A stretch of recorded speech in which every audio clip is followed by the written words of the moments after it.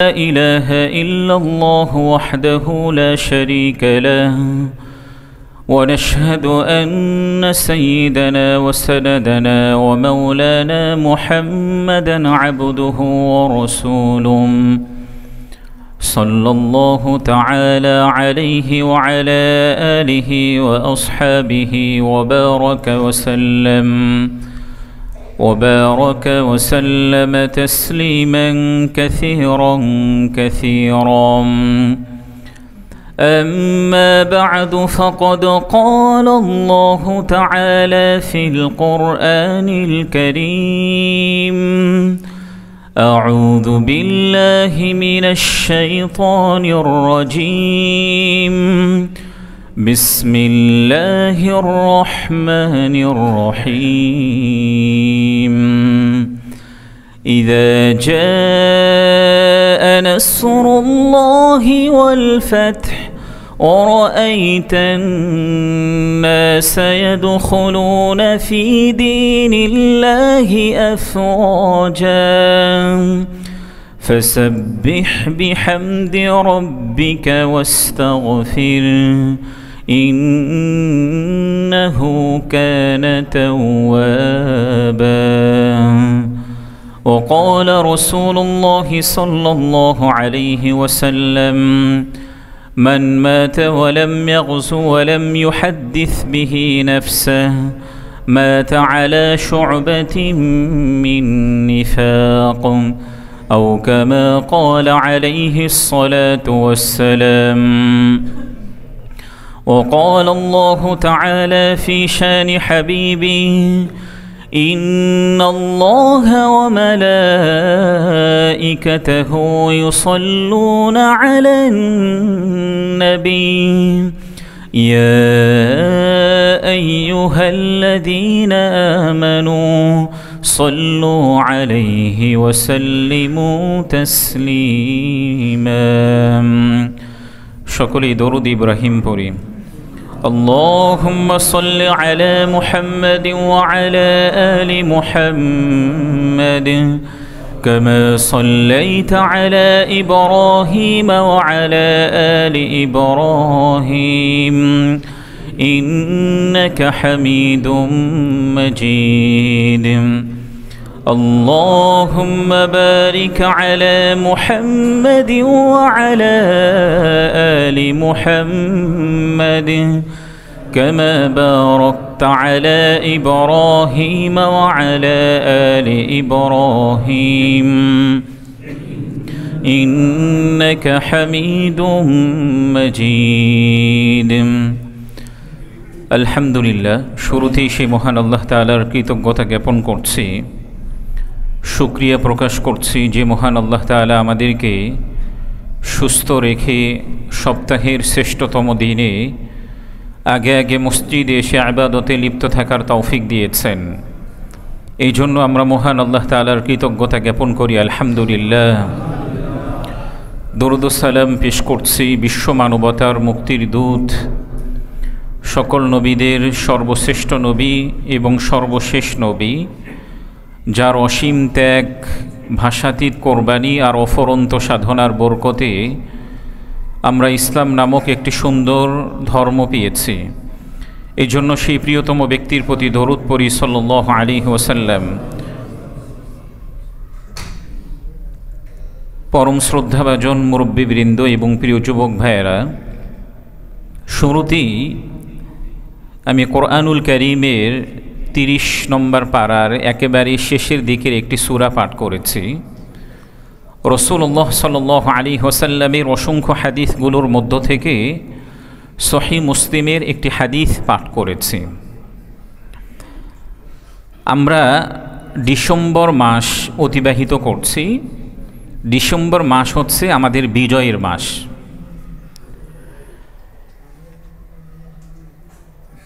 ইতিমধ্যেই আমরা 16 ডিসেম্বর অতিক্রম করেছি।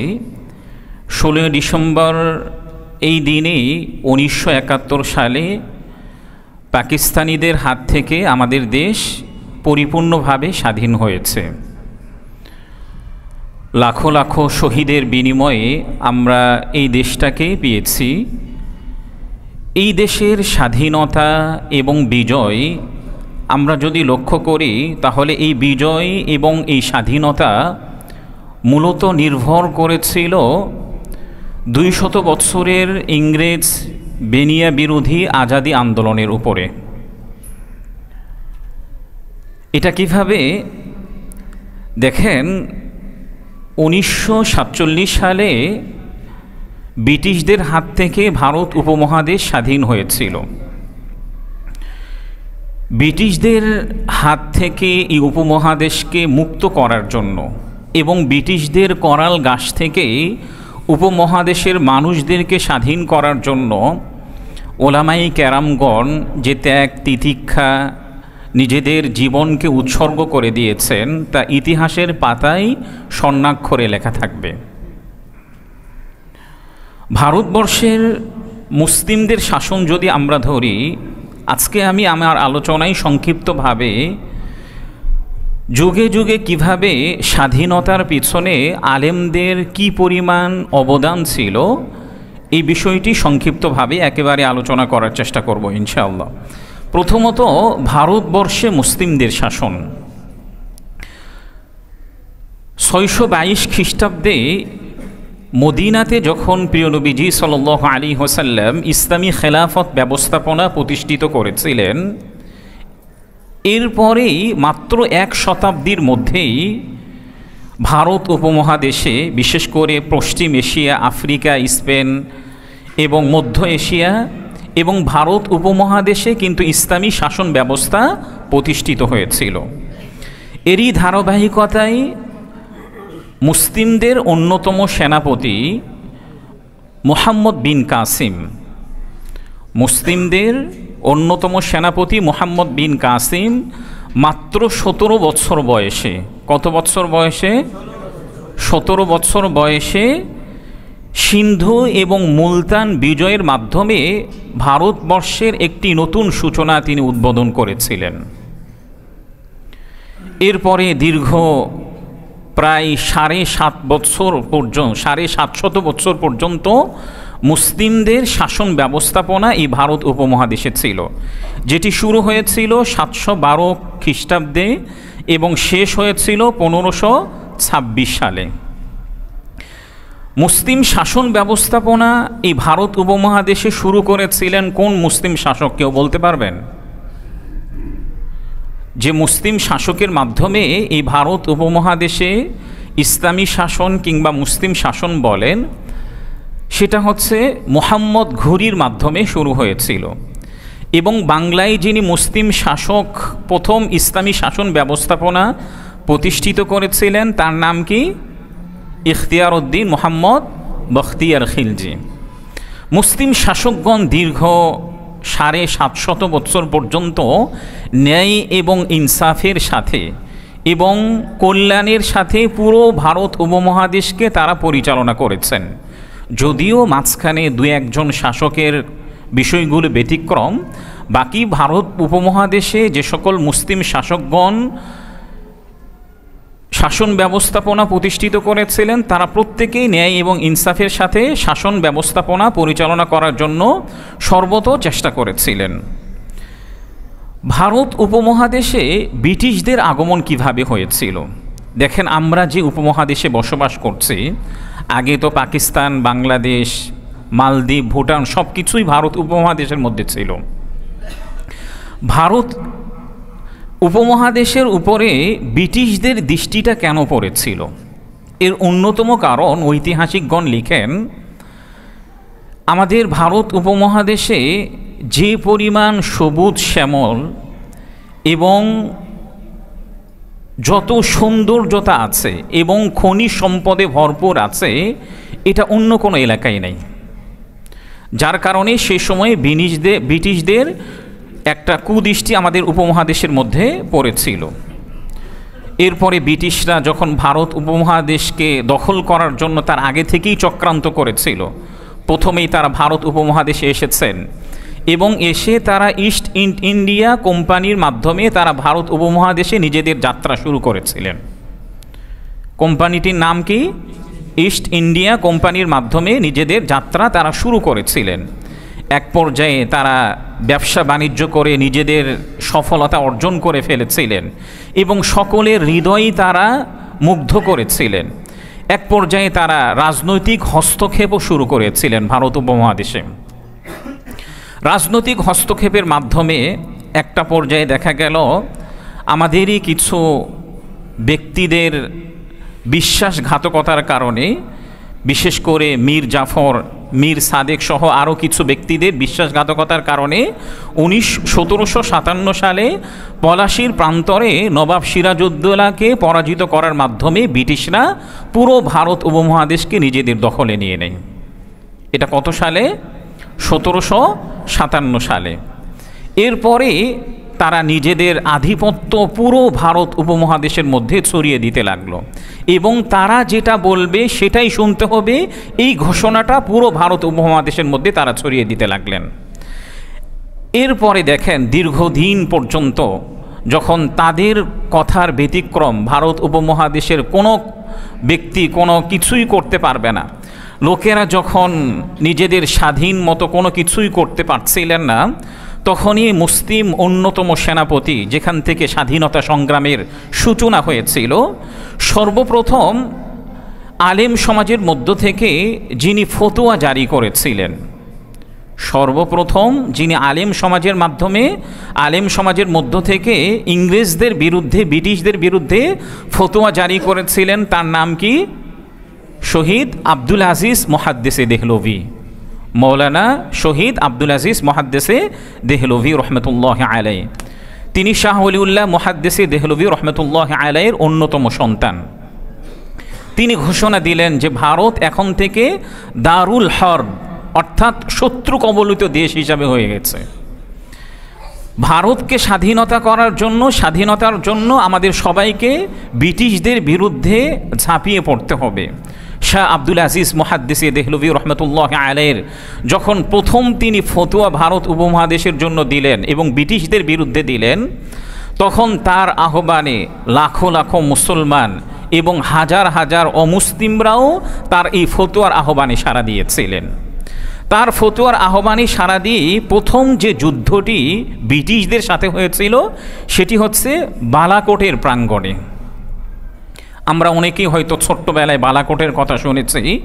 ব্রিটিশদের সাথে মুসলিমদের এবং অমুসলিমদের প্রথম ফতোয়া প্রদান করেছিলেন সৈয়দ শাহ আব্দুল আজিজ মুহাদ্দিসে দেহলভি রহমতুল্লাহ আলাইহি।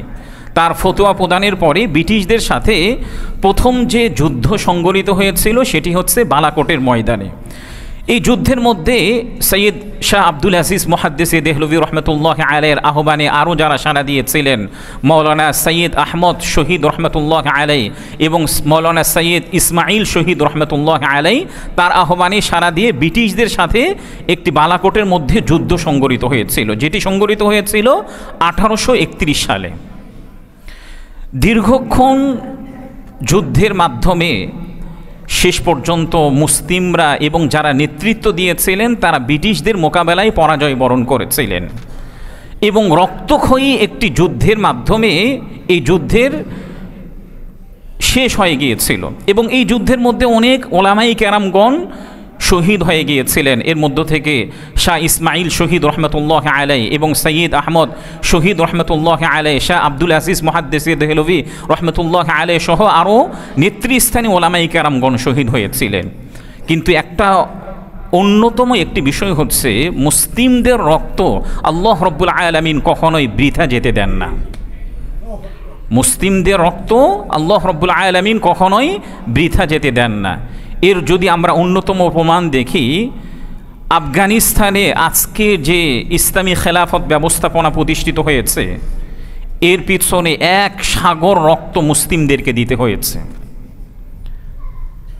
যারা বিভিন্ন সময়ে পরাশক্তিদের সাথে তাদের কোনো ধরনের শক্তি না থাকা সত্ত্বেও তারা আমেরিকার সাথে যুদ্ধ করেছেন, রাশিয়ার সাথে যুদ্ধ করেছিলেন, কিন্তু আল্লাহ রব্বুল আলামিন স্বয়ং তাদেরকে সহযোগিতা করেছিলেন। সৈয়দ আহমদ শহীদ রহমতুল্লাহ আলাইহি সহ তার সঙ্গীরা এই বালাকোটের ময়দানে শহীদ হওয়ার পরে এরপরে যে যুদ্ধটি সংঘটিত হয়েছিল সেটি হচ্ছে শামেলির রণাঙ্গন বা সিপাহী বিদ্রোহ। আমি একেবারেই ঘটনাগুলি সংক্ষিপ্তভাবে উল্লেখ করার চেষ্টা করছি যেন আপনাদের মস্তিষ্কের মধ্যে এতটুকুই আসে যে ব্রিটিশদের বিরুদ্ধে এবং যুগে যুগে জালেমদের বিরুদ্ধে ওলামায়ে কেরামদের অবদানটা কেমন ছিল। সেই সময়ের মধ্যে দেখবেন প্রথম যে ইংরেজদের বিরুদ্ধে ফতোয়া প্রদান করেছিলেন তিনি কে? শাহ আব্দুল আজিজ মুহাদ্দিসে দেহলভী রহমতুল্লাহ আলাইহি। তিনি ভারতবর্ষের অন্যতম একজন আলেম ছিলেন। ভারতবর্ষের আলেমদের ইতিহাস লেখা হবে আর সৈয়দ শাহ আব্দুল আজিজ মুহাদ্দিসে দেহলভী রহমতুল্লাহ আলাইহির জীবনী উল্লেখ করা হবে না, এটা কখনোই হতে পারে না। তিনি প্রথমেই যখন ফতোয়া উল্লেখ করেছিলেন সেই সময় থেকে ইংরেজরা যেমন ফতোয়ার প্রতি তাদের একটা অ্যালার্জি ছিল, এই সময়ে পর্যন্ত দেখবেন কোন আলেম কোন মুফতি যদি কোনো একটা বিষয়ে ফতোয়া প্রদান করে তাহলে দেখবেন যে ইংরেজদের সাথে আমরাও অনুসরণ করে তাদেরকে অনুসরণ করে আমরা বলতে থাকি আরে হুজুরদের তো কোনো কাজ নাই ফতোয়া দেওয়া ছাড়া। আপনারা অবগত আছেন ইতিপূর্বে মুফতি ফজলুল হক আমিনী রহমতুল্লাহ আলাইহি তিনি ফতোয়া বিরোধী আন্দোলনে ঝাঁপিয়ে পড়েছিলেন। একটা পর্যায়ে বিগত সরকার তাকে গৃহবন্দী করেছিলেন এবং 2012-তে এই গৃহবন্দী থাকা অবস্থায় তিনি এই পৃথিবী থেকে বিদায় নিয়েছিলেন। তো যুগে যুগে দেখবেন এই ফতোয়ার সূচনাটা হয়েছিল ভারত উপমহাদেশে সৈয়দ শাহ আব্দুল আজিজ মুহাদ্দিসে দেহলভী রহমতুল্লাহ আলাইহি। এরপরে 1857 সালে যেটি সিপাহী বিদ্রোহী হয়েছিল এর নেতৃত্ব কারা দিয়েছিলেন? হাজি আমজাদুল্লাহ মুহাজির মক্কি রহমতুল্লাহ আলাইহি, রশিদ আহমদ গঙ্গুহি রহমতুল্লাহ আলাইহি, কাসেম নানুতি রহমতুল্লাহ আলাইহি সহ আরও কতিপয় ওলামায়ে কেরামগণ। কিন্তু এখানেও কতিপয় মুসলিমদের বিশ্বাসঘাতকতার কারণে এই যুদ্ধটার মধ্যেও ব্রিটিশদের বিরুদ্ধে মুসলিমরা সফলতা অর্জন করতে পারেননি। এরপরে আসে আলেমদের উপরে বিভিন্নভাবে নির্যাতন স্টিমরোলার তাদের উপরে চালানো হয়েছিল। যখন 1857 সালে সিপাহী বিদ্রোহ হয়েছিল এবং সেই শুরু থেকে নিয়ে ব্রিটিশদের বিরুদ্ধে প্রথম দিকে আলেমরা নেতৃত্ব দিচ্ছিলেন, যার কারণে ইংরেজরা আলেমদের উপরে বিভিন্নভাবে নির্যাতনের স্টিমরোলার তারা চালাতে শুরু করলেন। কিভাবে দেখেন, শামেলিতে এই ওলামায়ে কেরামদের নেতৃত্বে যখন ব্রিটিশদের সাথে একটা যুদ্ধ সংঘটিত হয়েছিল, এই যুদ্ধের মধ্যে ইংরেজদের অনেক সেনা সদস্যরা নিহত হয়েছিল, তখন ইংরেজদের অন্যতম একজন গবেষক ডক্টর উইলিয়াম লিওর তিনি গবেষণাপত্র ইংরেজদের কাছে তিনি বলেছিলেন যে আসলে 1857 সালের যে গণবিদ্রোহটা ব্রিটিশদের বিরুদ্ধে সিপাহী বিদ্রোহের যে গণবিদ্রোহটা এটা মূলত মুসলিমদের নেতৃত্বে হয়েছে, আর মুসলিমদেরকে নেতৃত্ব দিচ্ছেন হচ্ছে ওলামায়ে কেরামগণ। মুসলিমদেরকে নেতৃত্ব দিচ্ছেন কে? ওলামায়ে কেরামগণ। সুতরাং এই বিদ্রোহটাকে নির্মূল করতে গেলে মুসলিমদের যে জিহাদি চেতনাটা আছে এই চেতনাটাকে আগে নির্মূল করতে হবে। কারণ মুসলিমরা যে কোনো সময় উজ্জীবিত হয়, জালেমদের বিরুদ্ধে মোকাবেলা করার জন্য সোচ্চার হয়, এর প্রথম থাকে কি থাকে? তাদের মধ্যে একটা জিহাদি চেতনা থাকে। তো ডক্টর উইলিয়াম লিওর তিনিও গবেষণাপত্র যখন ইংরেজদের কাছে তিনি উত্থাপন করেছিলেন, এই মুসলিমদের জিহাদি চেতনাটাকে নির্মূল করে দিতে হবে, একেবারে নিশ্চিহ্ন করে দিতে হবে। আর এই জিহাদি চেতনাটাকে নির্মূল করার জন্য প্রথমেই কোরআন এবং কোরআনের যারা ধারক বাহক তাদেরকে এই পৃথিবী থেকে নিশ্চিহ্ন করে দিতে হবে। এই জন্য এই গবেষণাপত্র তাদের কাছে উত্থাপন করার পরই দেখেন ইংরেজরা সেই কোরআন এবং কোরআনের ধারক বাহকদেরকে সেই সময় থেকে 1857 সালের পর থেকে ওলামায়ে কেরামদেরকে নির্মূলভাবে হত্যা করতে শুরু করে এবং পুরো ভারত উপমহাদেশ থেকে আলেমদেরকে কিভাবে নিশ্চিহ্ন করা যায়, মাদ্রাসার ছাত্রদেরকে কিভাবে নিশ্চিহ্ন করার দরকার, যত ধরনের চেষ্টা আছে প্রচেষ্টা আছে এই চেষ্টা তারা করা শুরু করতে লাগলেন। দেখেন ইতিহাসের গ্রন্থের মধ্যে উল্লেখ করা হয়েছে সেই সময়ের মধ্যে হাজার হাজার আলেমদেরকে তারা হত্যা করেছিলেন।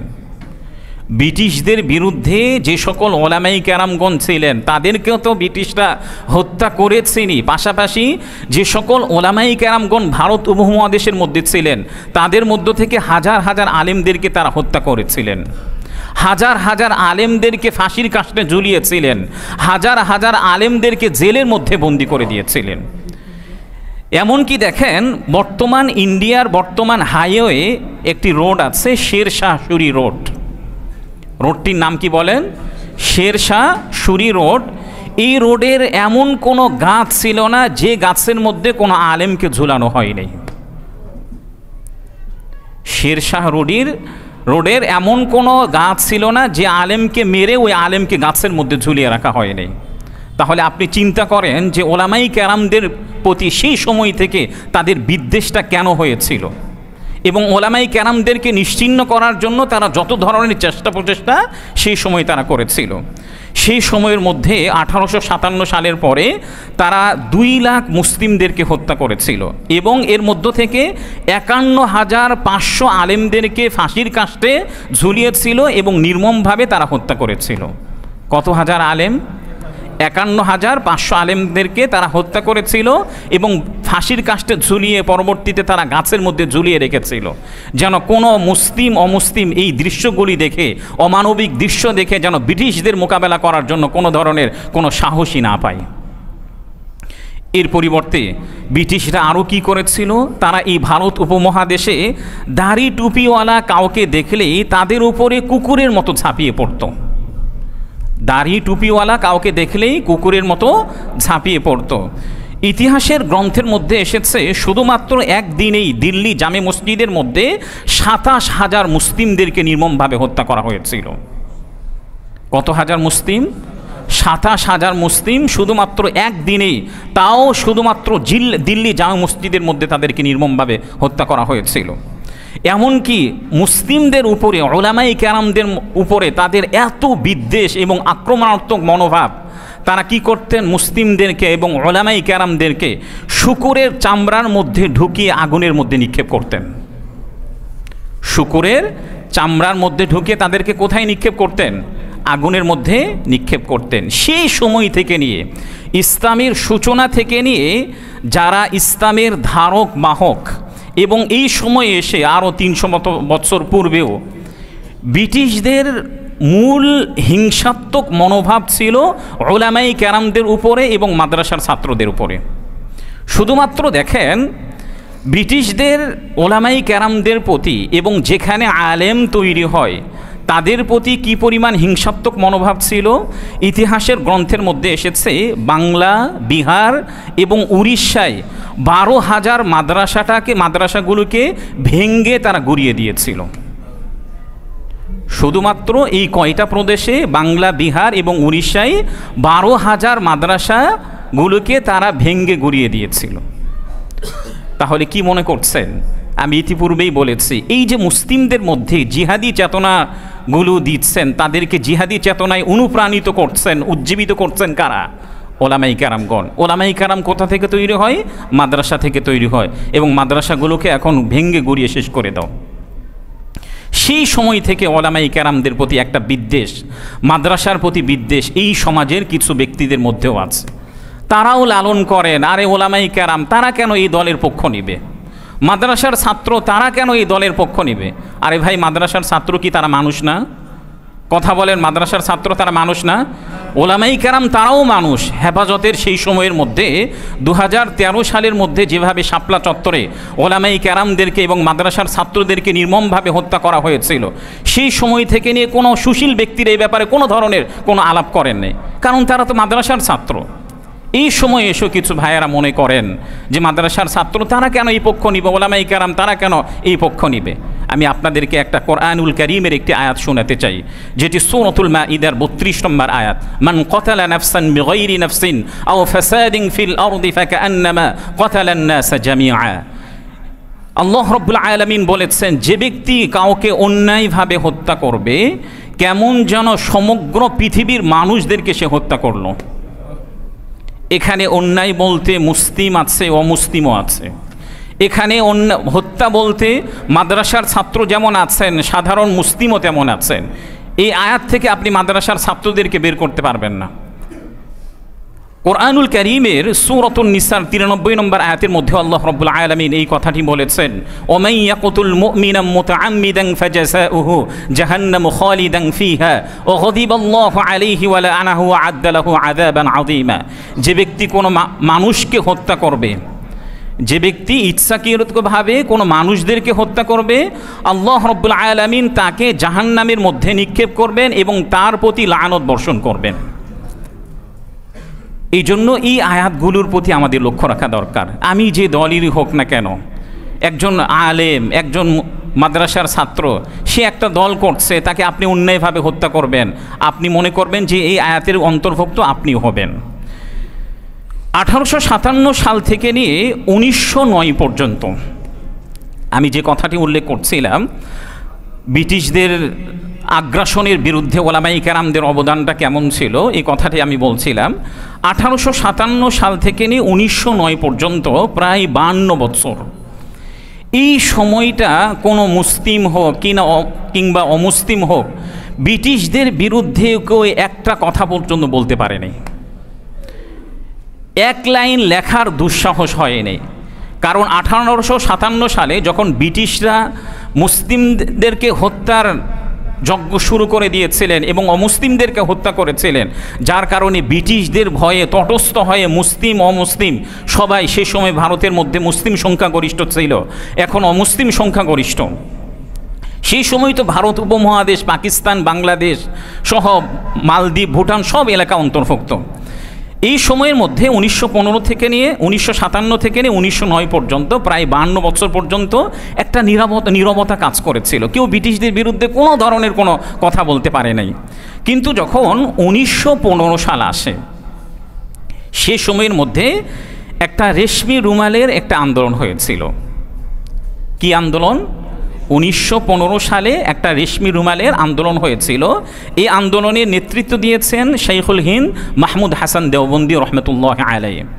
তিনি একটা তুরস্কের সাথে একটা আন্তর্জাতিক চুক্তিপত্র করেছিলেন, যে চুক্তিপত্রটা একটা রুমালে লেখা হয়েছিল যে চুক্তিপত্রটা তুরস্কে যাবে এবং তুরস্কের সেনা সদস্যরা আফগানিস্তানের সীমান্ত দিয়ে ভারতে আক্রমণ করবে। তুরস্কের সেনা সদস্যরা আফগানিস্তানের সীমান্ত দিয়ে ভারতে আক্রমণ করবে। কিন্তু এই রুমালের যে চুক্তিপত্রটা ছিল, আন্তর্জাতিক চুক্তিপত্রটা, এটাও হাত বদল হতে গিয়ে ব্রিটিশদের হাতে চলে যায়। এই আন্দোলনও মুসলিমরা ব্যর্থ হয়ে যায়। পরিশেষে এই নেতৃত্ব কে দিয়েছেন? শাইখুল হিন্দ মাহমুদ হাসান দেওবন্দি রহমতুল্লাহ আলাইহি। তাকে ব্রিটিশরা ধরে ফেললেন, গ্রেফতার করলেন। পরবর্তীতে তাকে মাল্টার দ্বীপে নিক্ষেপ করা হয়েছিল এবং দীর্ঘ 2 বছর পর্যন্ত তিনি মাল্টার দ্বীপে ছিলেন। তাকে এমন এমন শাস্তি দেওয়া হয়েছিল, তার কোমরের মধ্যে আগুনের শেক এমনভাবে দেওয়া হয়েছিল যে কোমরের তার সম্পূর্ণটা অকেজো হয়ে গিয়েছিল, তার কোমরটা সম্পূর্ণ অকেজো হয়ে গিয়েছিল। শাইখুল হিন্দ মাহমুদ হাসান দেওবন্দি রহমতুল্লাহ আলাইহির সঙ্গে ছিলেন শাইখুল ইসলাম, ভারতবর্ষের স্বাধীনতার অন্যতম স্থপতি শাইখুল ইসলাম হুসাইন আহমদ মাদানী রহমতুল্লাহ আলাইহি, তিনিও তার উস্তাদের সঙ্গে ছিলেন। একটা পর্যায়ে অবশেষে ইংরেজরা এই দেশ থেকে পালাতে বাধ্য হয়েছিল। কিন্তু ইংরেজরা কিন্তু সহজেই এই দেশ থেকে পালাই নাই, বরং এক সাগর রক্ত দিয়ে ইংরেজদেরকে এ দেশ থেকে পালাতে বাধ্য করা হয়েছিল। এত মুসলিমরা রক্ত দেওয়ার পরও আজকে ভারতে মুসলিমরা কি নিরাপদে আছে? কথা বলেন, নিরাপদে আছে? অথচ ব্রিটিশদের বিরুদ্ধে যুদ্ধ করার জন্য এবং ভারত উপমহাদেশকে স্বাধীন করার জন্য সর্বপ্রথম যিনি ফতোয়া দিয়েছিলেন, তিনি ছিলেন একজন আলেম মুসলমান। তার নাম কি? মুখস্থ করতে হবে। তার নাম কি? শাহ আব্দুল আজিজ মুহাদ্দিসে দেহলভী রহমতুল্লাহ আলাইহি। আজকে দেখেন ভারতের যত বড় বড় স্থাপনা আছে সব কিন্তু মুসলিমদের তৈরিকৃত। তারা এগুলো দিয়ে ব্যবসা বাণিজ্য করছে, প্রতিনিয়ত মুসলিমদের উপর নির্যাতনের স্টিম রোলার চালাচ্ছে। এখনও দেখেন আমাদের বাংলাদেশে আমরা এখন অনেকেই অনেক কথা বলে ফেলি। স্বাভাবিকভাবে দেশের পরিবর্তনের পূর্ব থেকে নিয়ে দেশ পরিবর্তনের পরেও আমরা সবসময় আলোচনা করি যারা সংখ্যালঘু আছে তাদের অধিকারের ব্যাপারে আমাদের সোচ্চার হতে হবে। তাদের অধিকারের ব্যাপারে কি হতে হবে? সোচ্চার হতে হবে। তাদের যতগুলো অধিকার আছে এই অধিকার দেওয়ার পরও আরও অতিরিক্ত অধিকার তাদেরকে দিয়ে দাও। পত্রিকাগুলোতে তো এগুলোই লেখালেখি হয়ে থাকে। আরে ভাই, এই বাংলাদেশের মধ্যে মুসলিম সংখ্যাগরিষ্ঠ, মুসলিম সংখ্যাগরিষ্ঠের একটা অধিকার আছে না? কথা বলেন, আমাদের অধিকার আছে না? আমরা যারা মুসলিম এই দেশে বসবাস করছি আমাদের অধিকার আছে না? আমাদের কয়টা অধিকার এই দেশে প্রকৃতপক্ষে বাস্তবায়িত হয়? কথা বলেন, এই আমাদের প্রকৃত অধিকার এই দেশে কয়টা বাস্তবায়িত হয়? আপনি যখন দেখবেন হাতির ঝিলে, সেই সময়ের মধ্যে যখন হাতির ঝিলের নতুন দৃষ্টিনন্দন স্থাপনা শুরু হয়ে যায়, সেই সময় দেখবেন যে হাতির ঝিলের মাঝখানে একটা মসজিদ ছিল। শুধুমাত্র সৌন্দর্য বৃদ্ধির জন্য ওই মসজিদটাকে নির্মমভাবে ধ্বংস করে দেওয়া হয়েছে। অথচ দেখেন হাতির ঝিলের পাশে এখনও একটা জলজল করে মন্দির এখনও বিদ্যমান আছে। রাস্তাটা একটু বাঁকা করা হয়েছে, তারপরও কি করা হয় নাই? মন্দিরটা ভাঙ্গা হয়নি। বাংলাদেশে বিভিন্ন সড়কের নাম করে অসংখ্য মসজিদগুলোকে ধ্বংস করে দেওয়া হয়েছে।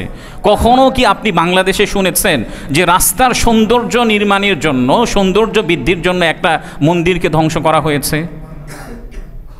হয়তো দুই একটা আপনি দৃষ্টান্ত দিতে পারেন, এর বেশি হবে না।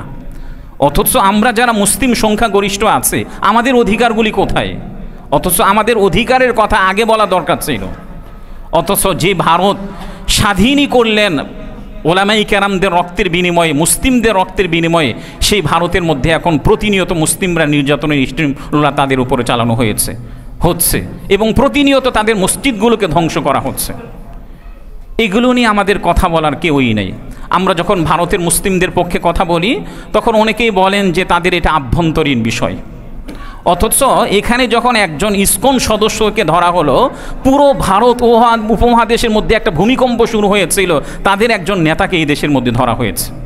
তারা তখন এটা মনে করে নাই যে এটা বাংলাদেশের একটা আভ্যন্তরীণ বিষয়, আমরা এই ব্যাপারে চুপ থাকি। তারা কি মনে করেছিলেন? মনে করেননি। এই জন্য পৃথিবীর যে প্রান্তে একজন মুসলিম নির্যাতিত হবে, পৃথিবীর যে প্রান্তে একটা মসজিদকে ধ্বংস করে দেওয়া হবে, পৃথিবীর যে প্রান্তে একজন মুসলিম থাকুক না কেন, ওই নির্যাতনের বিরুদ্ধে আমাদের কথা বলতে হবে। অন্যথায় আপনি আমি প্রকৃতপক্ষে মুসলিম হতে পারবো না। দেখুন, ব্রিটিশরা আমাদের দেশ থেকে চলে গেছেন। আমরা এখন ব্রিটিশদেরকে অনেক উন্নত, ব্রিটেনকে অনেক উন্নত দেশ বলি, অনেক সামরিক শক্তিতে তারা এগিয়ে আছেন। আপনি অবাক হবেন যখন তারা প্রায় 190 বছর ভারত উপমহাদেশের কর্তৃত্ব তাদের হাতে ছিল। আমি আপনাদেরকে একটা প্রশ্ন করি, এই উপমহাদেশ থেকে তারা কি পরিমাণ সম্পদ চুরি করে নিয়ে গেছে বলতে পারবেন? বলেন তো। এই চোরদেরকে আমরা এখন কি বলি? অনেক উন্নত দেশ বলি। অথচ আমরা এগুলো ঘেটেই দেখি না যে ব্রিটিশরা এই 190 বছরে আমাদের উপমহাদেশ থেকে যেভাবে 1971 সালের পর থেকে নিয়ে 2024 পর্যন্ত ভারত আমাদের 1971 সালে স্বাধীনতার জন্য সহযোগিতার একটা মাধ্যম দিয়ে বাংলাদেশ থেকে যেভাবে সম্পদ চুরি করে নিয়ে গেছে, ঠিক তদ্রূপ কি ব্রিটিশরা 190 বছরে এই উপমহাদেশ থেকে 45 লাখ কোটি ডলার তারা এই ভারত উপমহাদেশ থেকে চুরি করে নিয়ে গেছে। কত লাখ কোটি ডলার? 45 লাখ কোটি ডলার তারা আমাদের ভারত উপমহাদেশ থেকে চুরি করে নিয়ে গেছে। শুধু ভারত না, এর মধ্যে বাংলাদেশ আছে, পাকিস্তান আছে, মালদ্বীপ আছে, ভুটান আছে। শুধু ভারত আপনি মনে করবেন না। এরপরে দেখেন, যদি এই সম্পত্তিগুলি চুরি করে না নিয়ে যেত, ব্রিটিশরা এই সম্পত্তিগুলি যদি চুরি করে না নিয়ে যেত, তাহলে আমাদের দেশটা কেমন অর্থনৈতিকভাবে পরাশক্তি অর্জন করতো আপনি চিন্তা করেন। আমরা অনেক উন্নত দেশের তালিকার মধ্যে অন্তর্ভুক্ত হয়ে যেতাম।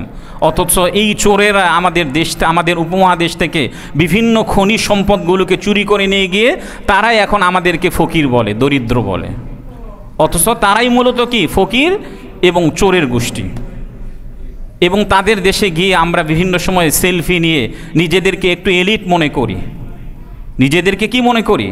এলিট মনে করার একটু ভাব দেখায়। অথচ তারা পুরোটাই আমাদের সম্পত্তিগুলোকে চুরি করে নিয়ে গেছে। দেখেন, এটা যদি আপনি হিসাব করেন, বর্তমান ব্রিটেনের মোট জিডিপির 17 গুণ। বর্তমান ব্রিটেনের মোট জিডিপির কত গুণ? 17 গুণ। আপনি চিন্তা করেছেন? এই দেখেন, এরপরে আসলো কি 1947 সালের 14 আগস্ট পাকিস্তান স্বাধীনতা অর্জন করলেন, 15 আগস্ট ভারত স্বাধীনতা অর্জন করলেন। এরপরে দেখেন 1971 সালের স্বাধীনতার পিছনে ওলামাই কেরামদের অবদান কতটুকু, এটার সংক্ষিপ্ত আলোচনা করে আজকে আলোচনা শেষ করব। আপনি যদি আলেম মুক্তিযোদ্ধার খোঁজে এই বইটি পড়েন, তাহলে দেখবেন হাজারো ওলামাই কেরাম 1971 সালে পাকিস্তানিদের বিরুদ্ধে মোকাবেলা করার জন্য সেই সময় যারা নেতৃত্ব দিয়েছিলেন তাদের সঙ্গে ছিলেন। এর মধ্য থেকে যদি আমি অন্যতম গণনা করি কাজী মুতাসিম বিল্লাহ, আল্লামা দানেশ, মৌলানা ভাসানী, মোহাম্মদুল্লাহ হাফিজ হুজুর সহ আরও অসংখ্য ওলামায়ে কেরামগণ। একটা পর্যায়ে অসংখ্য, আপনি যদি আলেম মুক্তিযোদ্ধার খোঁজে এই বইটি পড়েন তাহলে দেখবেন যে হাজারো ওলামায়ে কেরামগণ 1971 সালে পাকিস্তানিদের বিরুদ্ধে মোকাবেলা করেছেন এবং তাদের বিরুদ্ধে যুদ্ধের মধ্যে অংশগ্রহণ করেছিলেন। কিন্তু এই সমাজের মধ্যে এসে গিয়ে আমাদের অনেক ভাইয়েরা বলে থাকেন যে 1971 সালে দাড়ি টুপিওয়ালাদের কোনো অবদান নেই। দাড়ি টুপিওয়ালাদের কি নাই? কোনো অবদান নাই। আলেমদের কি নাই? কোনো অবদান নাই। এই অবদান নাই, তারা তো এটা বলেই থাকেন। পাশাপাশি আরও কি করেন? দাড়িওয়ালাদেরকে, টুপিওয়ালাদেরকে ব্যঙ্গ করার জন্য, টিকা টিপ্পণী করার জন্য বিভিন্ন টিভির সিরিয়ালগুলোতে, নাটক সিনেমাগুলোতে ভিলেন চরিত্রে কাদেরকে দেখানো হয়? কথা বলেন, কাদেরকে দেখানো হয়? দাড়ি টুপিওয়ালাদেরকে। আচ্ছা, আরেকটা কথা বলি, গুরুত্বপূর্ণ একটা টপিক। সেটা হচ্ছে বর্তমান পরিস্থিতিতে এসে বিগত সরকারের সময় থেকে নিয়ে দেখবেন যে রাজাকারদের একটা তালিকা তৈরি করা হয়। রাজাকারদের তালিকার মধ্যে কাদেরকে দেখানো হয়? যে বিভিন্ন সময়ে কার্টুন আঁকানো হয়, দেখবেন যে দাড়ি টুপিওয়ালা ব্যক্তিদেরকে রাজাকারের তালিকার মধ্যে অন্তর্ভুক্ত করা হয়। স্বাভাবিকভাবে এই প্রজন্মের মধ্যে যারা জন্মগ্রহণ করেন, স্বাভাবিকভাবে তাদের মস্তিষ্কে এটা আসতে পারে, আরে মনে হয় 1971 সালে সব দাড়ি টুপিওয়ালারা আমাদের দেশের স্বাধীনতার বিরোধী ছিলেন। স্বাভাবিকভাবে এটা মনে করারই কি কথা। আজকে আপনারা সবাই বাসায় যাবেন, এখন হয়তো মোবাইল আনেন নাই, অনেকে হয়তো মোবাইলে এনেছেন, নামাজের পরপরই দেখবেন 1971 সালে রাজাকারদের যে একটা ছবি বিভিন্ন ফেসবুক, সেই সময়ে যেগুলো মিডিয়াগুলি ছিল, টিভি হোক কিংবা প্রিন্ট মিডিয়া হোক, ইলেকট্রনিক মিডিয়াগুলোতে যে ছাপানো হয়েছিল, এই রাজাকারদের মধ্যে কয়জন দাড়ি টুপিওয়ালা ছিল? আপনি খুঁজে দেখলে 5 জনকেও পাবেন না। আপনি খুঁজে দেখলে কি 5 জনকেও পাবেন না যে সেই সময় 1971 সালে যারা রাজাকার পাকিস্তানিদের পক্ষ অবলম্বন করেছিল তারা 5 জন দাড়ি টুপিওয়ালাও পাবেন না। আমি আবারও বলছি, আপনি আজকে বাসায় গিয়ে কিংবা আমার আলোচনা শেষ করার পরে আপনি গুগল ঘেটে দেখবেন 1971 সালে রাজাকার কারা ছিল। অথচ এই সময়ে এসে ইসলামটাকে মানুষদের কাছে খাটো করার জন্য কাদেরকে প্রেজেন্ট করা হয়? কথা বলেন, কাদেরকে প্রেজেন্ট করা হয়? এটা কি ইসলামের সাথে শত্রুতা না? কথা বলেন, মুসলিমদের সাথে শত্রুতা না? ইসলাম ফোবিয়া কি না? অবশ্যই। এই জন্য প্রিয় ভাইয়ের, এই ইতিহাসগুলি আমাদেরকে জানতে হবে। ঠিক তদ্রূপ দেখেন 2024 জুলাই আন্দোলনে, কোটা সংস্কার আন্দোলন যখন হয়েছিল, কোটা সংস্কার আন্দোলনের সাথে কোটার মাধ্যমে ওলামায়ে কেরামগণ কোনো সহযোগিতা নেবেন কিংবা তাদের কোনো উপকার হবে, ওলামায়ে কেরামদের এমন কোনো ধারণা নেই। কারণ কোটার মাধ্যমে ওলামায়ে কেরাম কোনো উপকৃত হতে পারবেন না, কারণ তারা সরকারি চাকরি করেন না। কিন্তু তারপর ওলামায়ে কেরামগণ কেন মাঠে নেমেছিলেন? জুলুম হচ্ছে, এই জুলুমের বিরুদ্ধে আমাদের মোকাবেলা করতে হবে। জুলুম হচ্ছে, জুলুমের বিরুদ্ধে আমাদের কি করতে হবে? মোকাবেলা করতে হবে। এই মোকাবেলা করতে গিয়ে কতজন আলেম শহীদ হয়েছেন বলতে পারবেন? প্রায় 77 জন হাফেজ এবং আলেম এই জুলাই আন্দোলনে শহীদ হয়েছেন। প্রিয় ভাইয়েরা, এই জন্য আমি আরেকটা কথা বলি, আমাদের সমাজের মধ্যে অনেক ভাইয়েরা বলে থাকেন ওলামায়ে কেরামদের কোনো কাজ নেই। অথচ দেখেন যুগে যুগে যত জুলুম হয়েছে, জুলুমের বিরুদ্ধে সর্বপ্রথম ওলামায়ে কেরাম, মাদ্রাসার ছাত্ররা এগিয়ে এসেছেন। এখনও যদি দেখেন আপনি ওলামায়ে কেরামদের বিরুদ্ধে আপনার এত সমালোচনা, ওলামায়ে কেরামদের প্রতি এত বিদ্বেষ মনোভাব, আপনি যদি প্রত্যেকটা থানায় যান, সেখানে যিনি থানার ওসি আছেন, আপনি যদি তাকে বলেন যে আমাদের থানায় কয়জন আলেম অপরাধীর লিস্ট আপনাদের কাছে আছে, প্রত্যেকেই নিজেদের থানায় যাবেন, গিয়ে সেই থানার যিনি দায়িত্বশীল আছেন তাদের কাছে গিয়ে যদি বলেন যে আমাদের থানায় আলেম কিংবা হাফেজ কতজন অপরাধীর লিস্ট আপনাদের কাছে আছে, দেখবেন যে 2-1 জন হয়তো খুঁজে পাবেন, এর বিপরীতে কাউকেও পাবেন না। তাহলে ওলামায়ে কেরাম এখনও দেশের পক্ষে কাজ করছেন কি না? কথা বলেন। কিংবা ইসলাম বিধ্বংসী, দেশ বিরোধী কোনো কার্যকলাপে লিপ্ত আছেন কি না? নেই। আমাদের ইতিপূর্বে সরকার ওলামাই কেরামদের বিরুদ্ধে হাজারো মামলা দিয়েছেন, ওলামাই কেরামদেরকে বিভিন্ন সময় রিমান্ডে নিয়ে নির্যাতনের স্টিমুলরা চালিয়েছেন, তাদের উপরে এমন এমন মামলা দিয়েছেন, অনেক ওলামাই কেরামগণ তাদের উপরে ককটেলের মামলা দিয়েছেন, 10 ট্রাক মামলার অস্ত্রের মামলা দিয়েছেন, অথচ ওলামাই কেরামগণ এই ককটেল জীবনেও ধরেন নেই। এই ককটেল কি করেন নাই? জীবনেও ধরেন নেই। এই 10 ট্রাক অস্ত্র জীবনেও তারা দেখেনই নে, তার 14 গোষ্ঠীও দেখে নেই। এই জন্য প্রিয় ভাইয়েরা, এই যে 1971 সালে আমাদের দেশ স্বাধীন হয়েছে, এই স্বাধীনতার অন্যতম কারণ হচ্ছে যে ওলামাই কেরাম ব্রিটিশদের বিরুদ্ধে যে মোকাবেলা করেছেন ধারাবাহিকভাবে, এরপরে আমরা কি পেয়েছি? 1971 সালে পাকিস্তানিদের বিরুদ্ধে মোকাবেলা করে বিজিত হয়েছে। এই জন্য ওলামাই কেরামদেরকে আমাদেরকে চিনতে হবে। ওলামাই কেরামদের এই দেশের পিছনে আরও কী কী অবদান আছে, এই বিষয়ে ইনশাআল্লাহ আরেকদিন আলোচনা করার চেষ্টা করব। ওমা তৌফিক